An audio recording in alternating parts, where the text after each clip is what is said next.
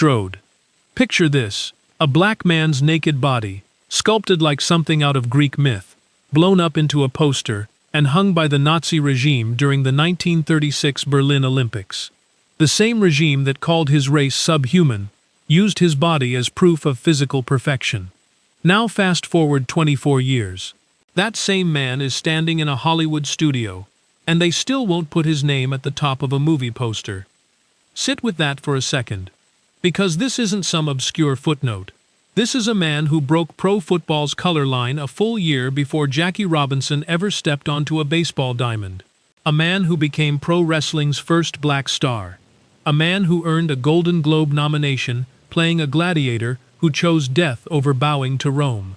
And when the greatest Western director in American film history was dying of cancer, this man slept on the floor beside his bed for 4 months, just so he'd be there when it mattered.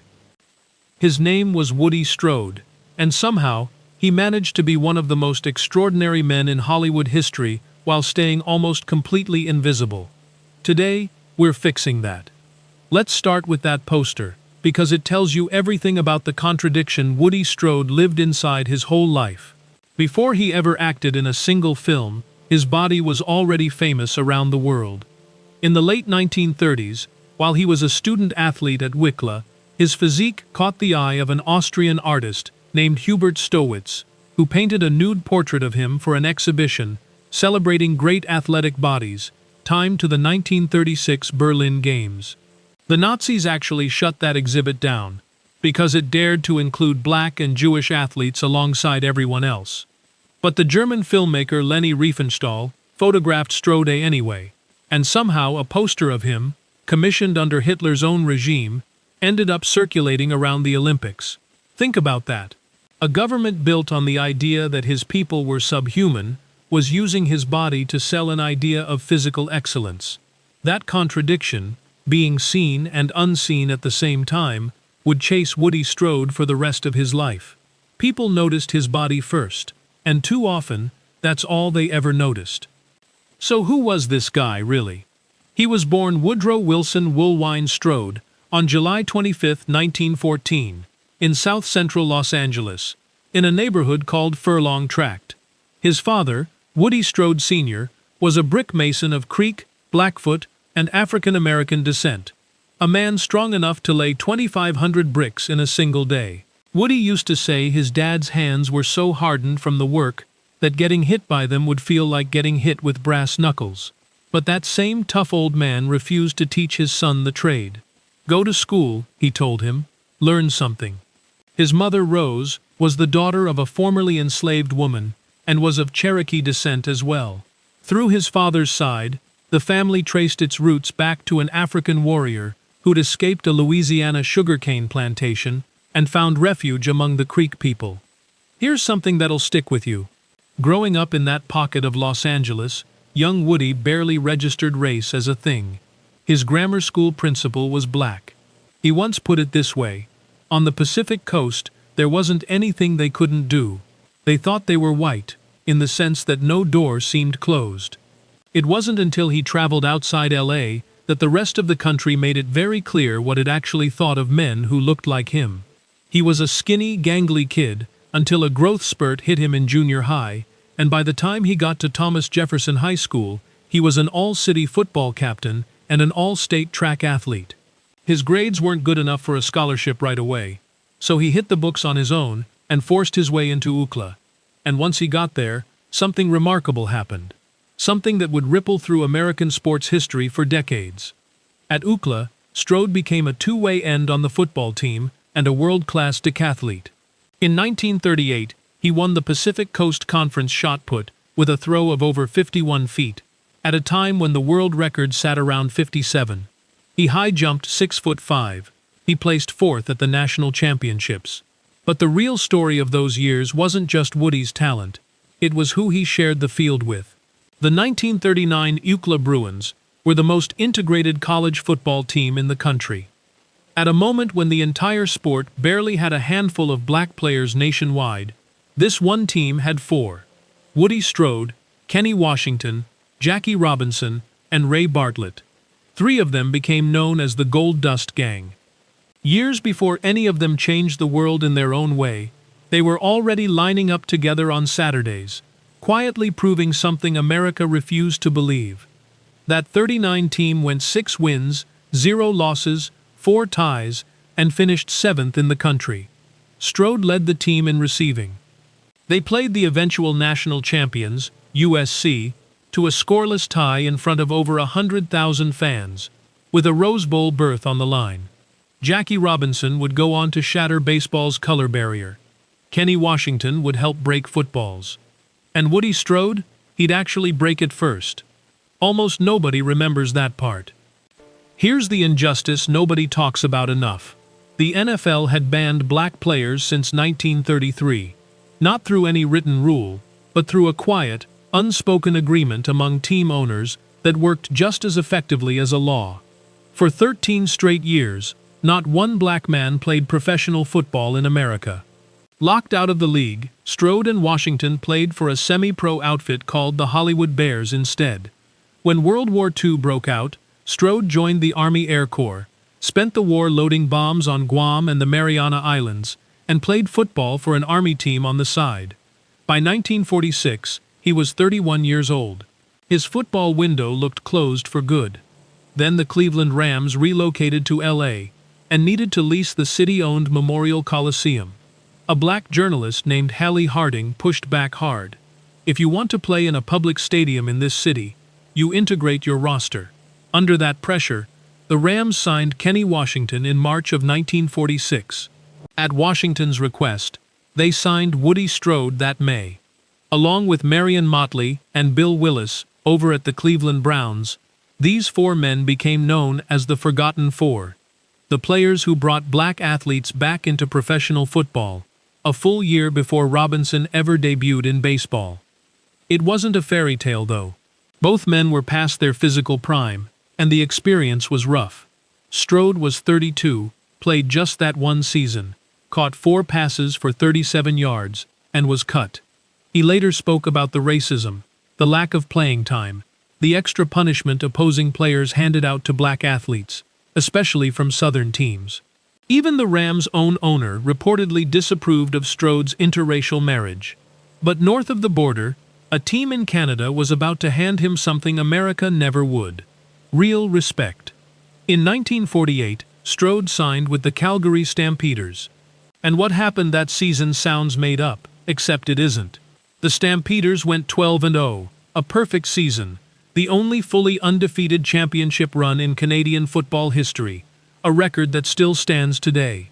Strode was the team's leading receiver and made the league all-star team. In the championship game against Ottawa, he caught a pass on a trick play everyone still talks about, then recovered a crucial fumble in the fourth quarter that set up the winning score. Calgary took the title, 12-7. They made it back to the championship game the following year, but came up short. And not long after that, Strode's football career ended the way so many do. 2 broken ribs, a shattered shoulder. He said it felt like he'd gone a few rounds with a heavyweight boxer. At 35, with a battered body and no football left in him, Woody Strode had to reinvent himself completely. Nobody could have guessed what came next. His third career started in the wrestling ring.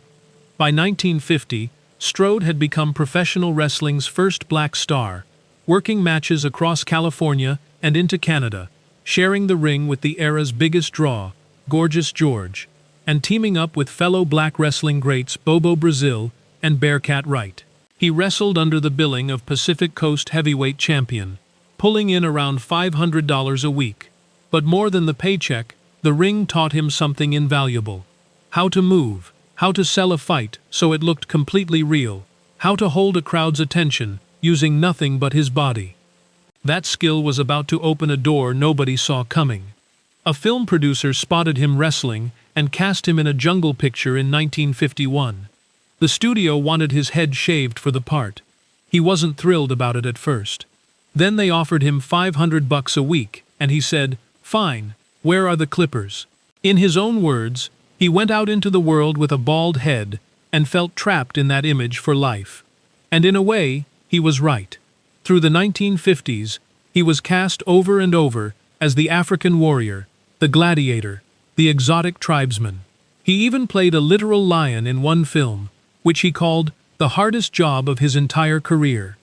At 6'4" with a body sculpted like marble, every studio door in Hollywood swung open for him, and then quietly locked behind him.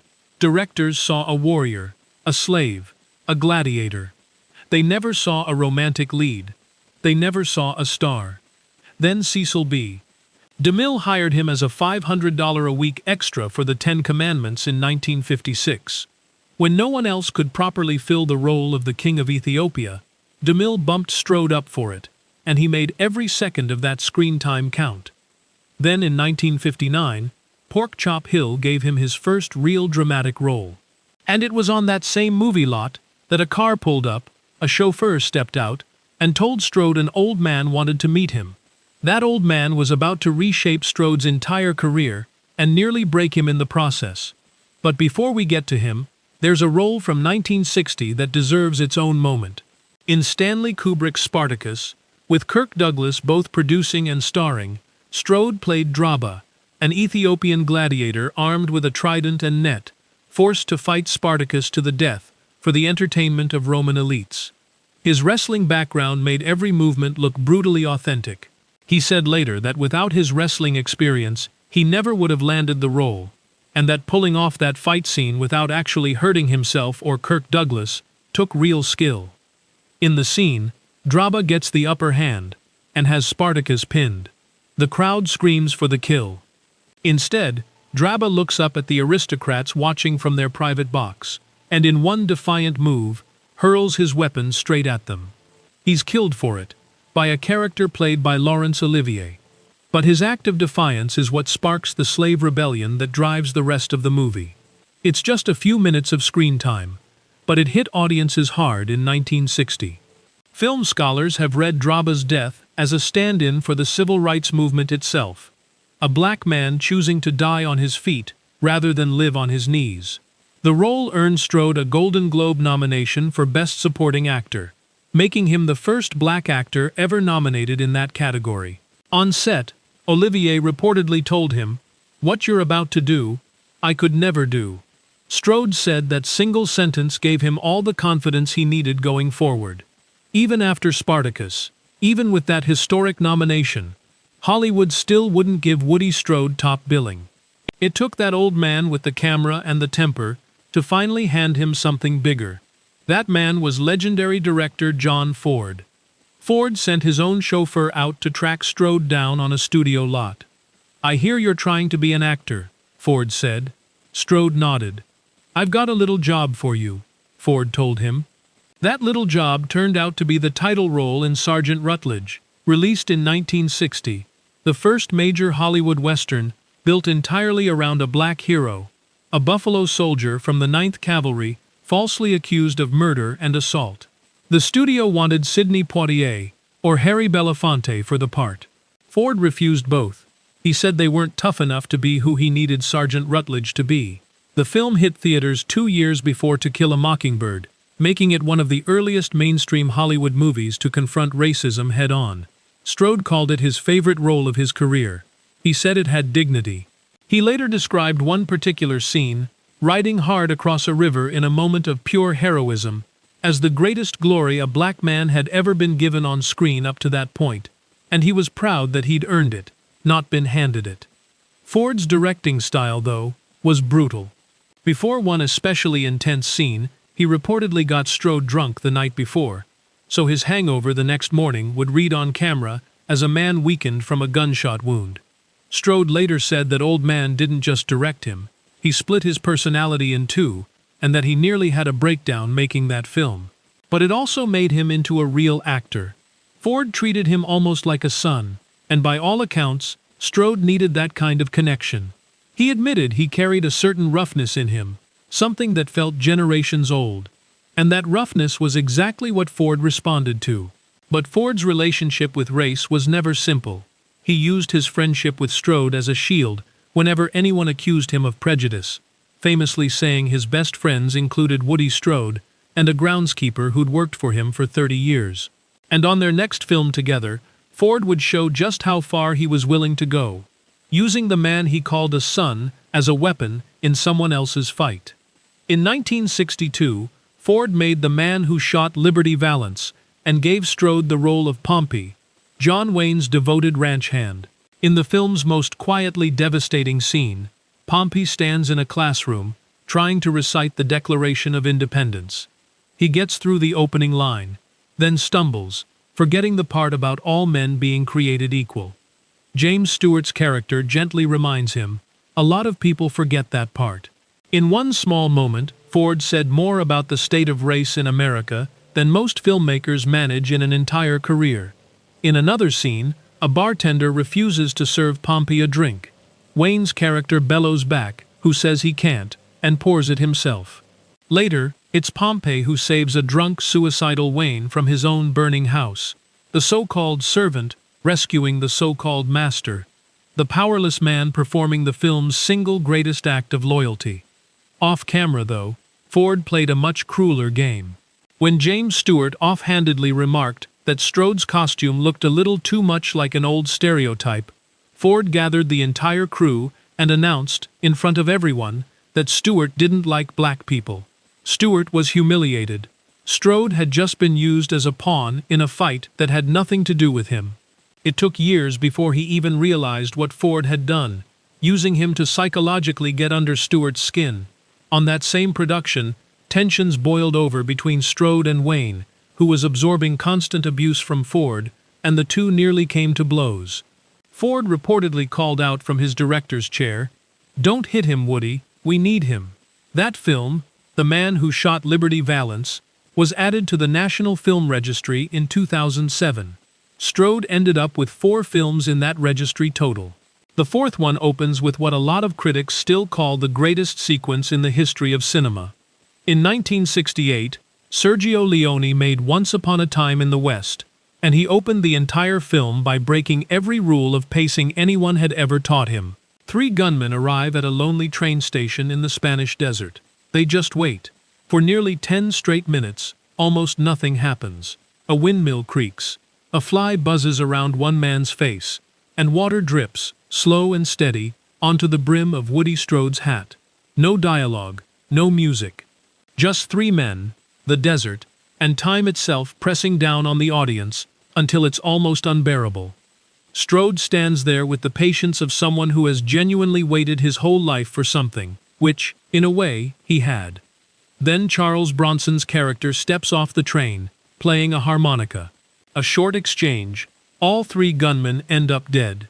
That sequence took 4 days to film, and is still cited constantly as one of the greatest openings ever put on screen. Woody Strode, standing in the dust with water running down his face, became a genre icon without saying a single word. In a way, his whole career had been building toward that kind of silence. On the football field, where his playing did the talking. In the wrestling ring, where his body carried the story. And now in a Spanish desert, where doing absolutely nothing became the most unforgettable thing in the movie. But there's still one chapter left. The one that tells you who Woody Strode really was, underneath all of it. Not the athlete, not the actor, just the man. When John Ford was dying of cancer in 1973, Strode came to him, not as a colleague, not as an actor looking for one last favor, but as something closer to a son. For roughly 4 months, he slept on the floor next to Ford's bed. He was there to get him water in the middle of the night. He was there through the pain. He was there at the very end. Remember, this was the same man who had manipulated him, used him as a psychological weapon against James Stewart, nearly broken him during Sergeant Rutledge. Ford's attitudes about race were complicated in ways that resist easy judgment. And still, Woody Strode showed up and stayed on that floor, every single night, until it was over. If you want to understand who this man was, that's the whole story right there. After Ford passed, Strode did something Hollywood had never once allowed him to do. He went to Italy, and for the first time in his life, he finally became a leading man. In his memoir, the chapter about this era opens with a simple phrase of gratitude to the country that finally saw him as a star. He wrote that Italy made him feel like one, and that he would always be thankful for it, calling it his promised land. His finest role there was the lead in Black Jesus, playing a Christ-like revolutionary, loosely inspired by the assassinated Congolese leader, Patrice Lumumba. It was the only true top-billed lead role of his entire career, the one and only time his name appeared first on a movie poster. He said race simply wasn't a factor in the world market, the way it was in America, and joked that he'd play a Viking with blue contact lenses and a blonde wig if someone offered him the part. On the personal side, in 1940, he married Princess Lukialuana Kalailoa, a full-blooded native Hawaiian and distant relative of Queen Liliuokalani, Hawaii's last reigning monarch. He said people in Hollywood reacted like he'd married a movie star, purely because of how unusual an interracial marriage was at the time. They stayed married for 39 years, until she passed away from Parkinson's disease in 1980. He remarried in 1982 to Tina Thompson, and he kept working almost until the very end, appearing in The Cotton Club and in a film for director Mario Van Peebles. His final role was in Sam Raimi's The Quick and the Dead, alongside Sharon Stone, Gene Hackman, Russell Crowe, and a young Leonardo DiCaprio. He didn't live to see it hit theaters. The film was dedicated to his memory. Woody Strode died in his sleep at his ranch in Glendora, California, on New Year's Eve, 1994. He was 80 years old, and he was laid to rest with full military honors at Riverside National Cemetery. When the New York Times ran his obituary, the headline called him simply a character actor. A character actor. After Spartacus, after Sergeant Rutledge, after Liberty Valance, after arguably the greatest opening sequence in film history, after reintegrating professional football, after an undefeated championship season, after becoming wrestling's first black star. Character actor. One film historian put it plainly. Had Strode been born white, or born later, he very likely would have been a full-blown movie star. The recognition, when it finally came painfully late. A Golden Globe nomination back in 1961. Induction into the Black Filmmakers Hall of Fame in 1980. The UCLA Athletics Hall of Fame in 1992. And in 2022, nearly 30 years after his death, the Pro Football Hall of Fame finally honored him as one of the Forgotten Four. Even Pixar borrowed his name for a character you'd never expect. The cowboy toy Woody in Toy Story is named after him. One entertainment magazine once called him the Jackie Robinson of cinema. And honestly, that might undersell it.